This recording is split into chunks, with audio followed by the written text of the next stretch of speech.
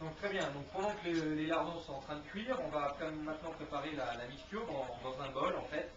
Donc pour cela nous avons 3 œufs, donc nous avons cassé les 3 œufs avec les blancs et les jaunes. Voilà. 2 œufs. Et le troisième. Nous allons mettre à peu près 200 à 300 grammes de crème fraîche.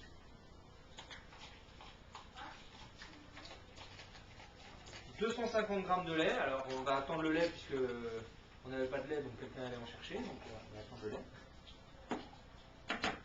On va mettre de la crème fraîche liquide, 100 grammes environ. Voilà. Du sel, du poivre. Donc vous voyez, on a une pâte qui est onctueuse, assez crémeuse, dans laquelle nous allons rajouter 150 grammes de fromage. Si j'arrive à ouvrir, voilà. Alors ça fait 250. Les mesures doivent être très précises.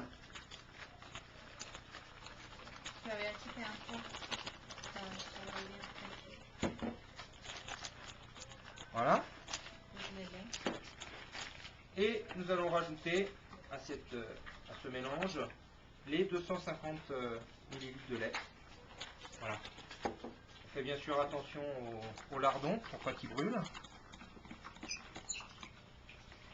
On mélange bien. En fait, c'est assez simple de faire une quiche. Hein. Comme vous voyez, il n'y a pas de la grande préparation. Là où il faut faire attention, en fait, c'est sur les quantités. Voilà. Donc nous avons notre mélange. Nous avons notre pâte qui est en train de cuire au four. Donc nous avons ici les lardons qu'on peut voir, ils ont revenu. Voilà, ils sont revenus. Donc on va pouvoir enlever le gras qu'il reste. En fait, on n'a pas besoin de toute l'huile qu'on avait mis au début. Voilà. Hein, il y en aura assez. Il y en aura assez. Donc ici on a la pâte qui a cuit pendant une dizaine de minutes donc au four, bien croustillante, pâte feuilletée, dans laquelle on va disposer les lardons de façon assez homogène. Donc on va répartir bien les lardons au fond de la pâte brisée. Voilà. Et on va maintenant ajouter la mixture par-dessus, le mélange, pareil de façon bien répartie, avec le fromage qui s'était bien mélangé. Donc on remélange un peu, le fromage était un peu resté au fond. On mélange ça bien, hop, on racle. Et pour la petite touche esthétique, alors on peut rajouter des tomates, on peut rajouter ce qu'on veut.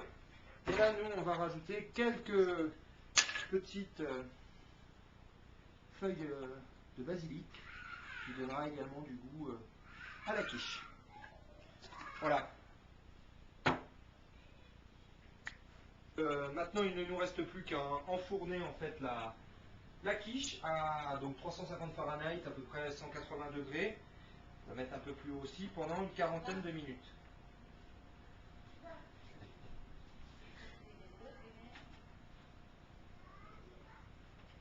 Voilà, nous la mettons dans le four. Donc en fait, on vient d'enlever la quiche du four, donc elle a un aspect bien doré. Elle était bien gonflée lorsqu'on a sorti du four. Et maintenant, on va pouvoir donc découper un bout. Pendant ça, j'ai préparé en fait de la salade avec pour donner un petit peu de goût quand même des oignons avec du vinaigre balsamique et puis de l'huile. Donc on va armer un plat. Euh, donc le plat est à servir. Donc la quiche, on peut la manger relativement chaude. On peut la manger également à température tiède et puis même à la froide. La quiche est très bonne lorsqu'elle est froide. Donc on va couper un bout. Voilà.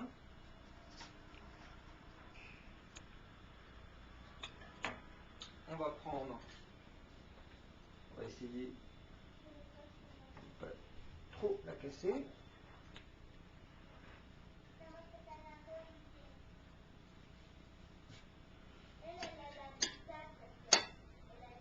Voilà, donc elle est un peu cassée, mais bon, c'est pas grave, hein, normalement. Faites ça mieux que moi.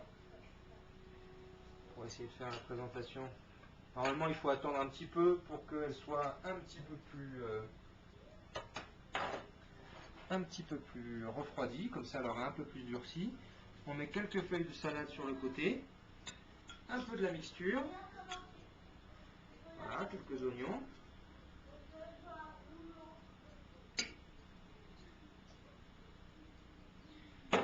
Et bah voilà, donc on a terminé, donc je vais vite me laver les mains. Et comme tout bon plat français, en fait, on va accompagner ça d'une bonne bouteille de vin. Donc un vin Frontera. Moi, ce que je vais faire, c'est que je vais m'ouvrir, je vais me servir un bon verre de vin. Et puis, on va vite goûter ça avec un petit verre de vin.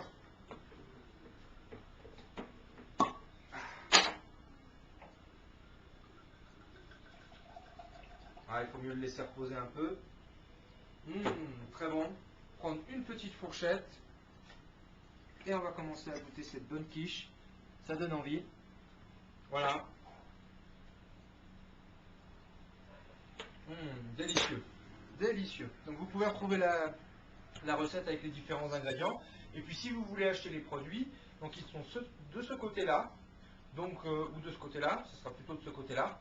Donc vous avez tous les produits ici avec la gamme complète pour réaliser cette quiche ou pour les certains produits qui sont plus difficiles à trouver ici à Bogota. Voilà, merci beaucoup et puis bon appétit.